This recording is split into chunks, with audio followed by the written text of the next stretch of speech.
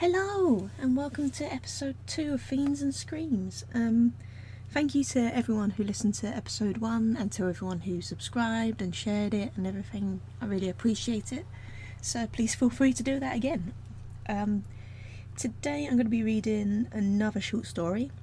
This one is called The Jester, and yeah, I hope you enjoy. I'm not going to babble on too much because this is the boring bit, the fun bit's coming up. Okay, here we go.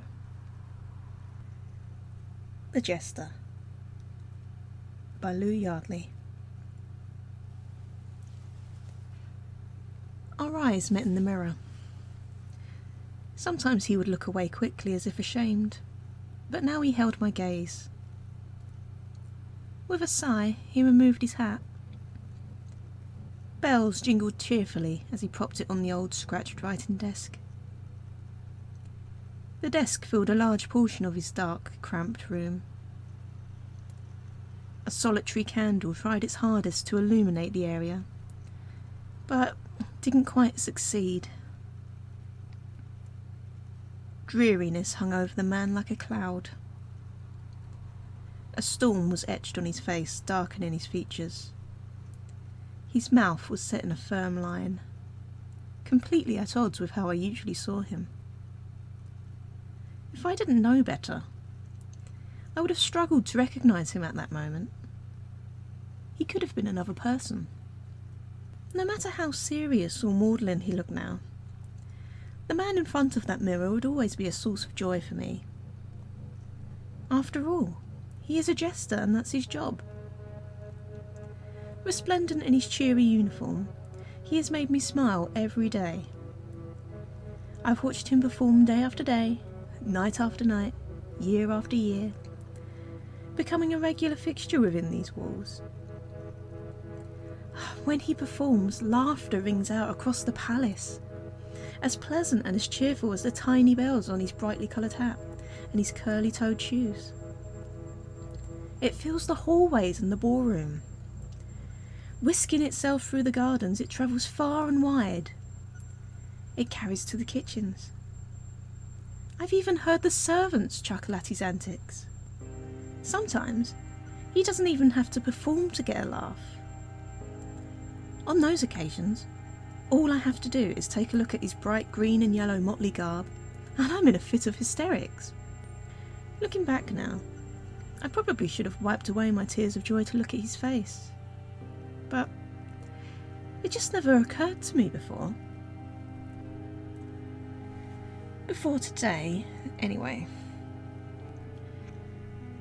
Earlier this morning, I'd been wandering around the palace as I am prone to do on quiet days, talking to whoever was up and about bright and early, and basking in the birdsong in the garden. Sometimes it seems like they're singing just for me.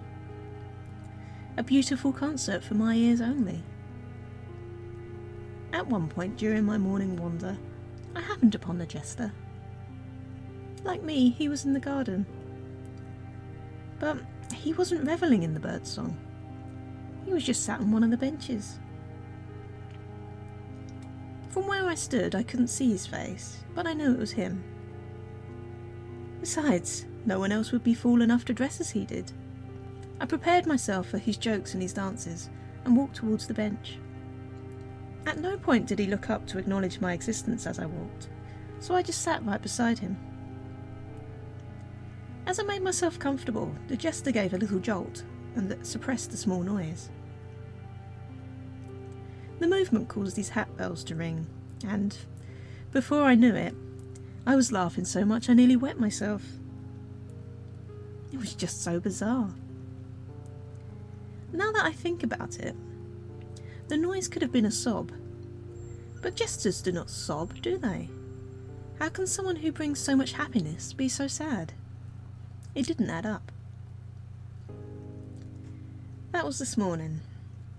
At least, I think it was. There was no way to keep track of time in the Jester's dark, dank room. I don't know how I ended up here. All I know is I can't get out. I do not like being told what I can and cannot do. The room has been silent for some time, and the Jester's reflection is still staring at me. I'm starting to feel rather uncomfortable. It is most displeasing. He hasn't spoken for a while, and the silence is starting to wear my patience a little thin. It's as if he's forgotten his manners. Or perhaps he has forgotten who I am. Say something, I say. But he does nothing to respect my wishes. Instead, he just turns to face me, so now I'm making eye contact with the man instead of his mirrored counterpart.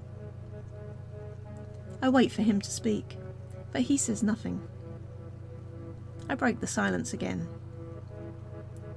Have you forgotten who I am? No answer. I am your queen, I remind him through the bars. My queen? He asks, as if we are simply having a normal conversation, and he doesn't have a high-ranking member of the royal family locked in a cage in his room. Yes, your queen, I say. The Queen of Hearts. The Jester takes a few steps closer until I can almost reach him. That's not right, he says. You're no Queen of Hearts. You're heartless, just like all the rest. It takes a moment for this to sink in. At that point I realise that the shelves in the Jester's room are lined with jars, each containing a specimen of some kind. Oh, don't worry, he says, following my gaze.